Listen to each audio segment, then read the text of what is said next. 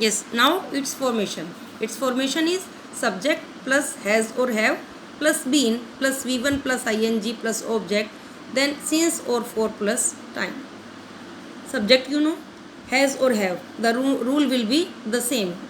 If the subject is I, we, you, they, plural, have will be used, otherwise has will be used, been will be used everywhere.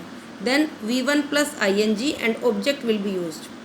Now since or for. For since or for we have two things. One is period of time and the second one is point of time. You know what is point of time? Point means point. It is put.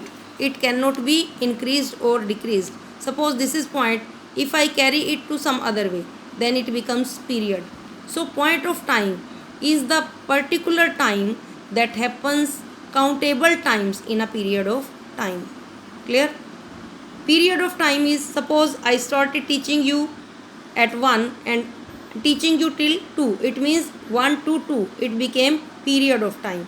So hours for these for 4 hours, 3 months, 6 years. This time of time is known period of time. If I say January, if I say January, year. January is a name of a month and there are 12 months in a year. So in a year, in a period of 1 year, January comes only once. It means point of time is such time that occurs countable times in a period of time. If we have period of time, then we use for it. For it. If we have point of time, then we use since for it.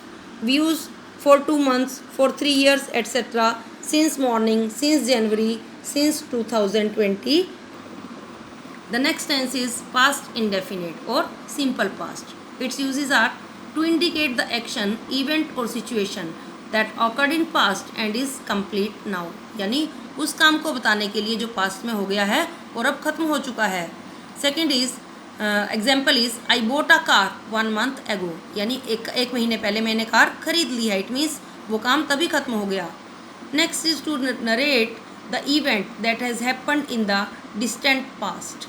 यानी बीते हुए समय में काफ़ी पहले past में जो काम हो चुका है उसको बताने के लिए. As the Mongols invaded China many times. Past में हो गया है ये काम. Next is to express an action that happen in the past and the time reference is given. कि जो काम पास्ट में हो गया है और हमें ये भी पता है कि वो काम कब हुआ था. It rained yesterday. यानी कल बारिश हुई थी. Next is to express an event, action और situation which may have happened at a particular time in past but this time is not mentioned explicitly. कि हमें ये पता है कि ये काम लगभग कब हुआ होगा लेकिन एग्जैक्टली हम उसका टाइम नहीं बता सकते. As I bought this pen from Mumbai. यानी मैंने ये पेन मुंबई में ख़रीदा था. This is obvious that I bought the pen when I was in Mumbai but I exactly do not know the date और टाइम.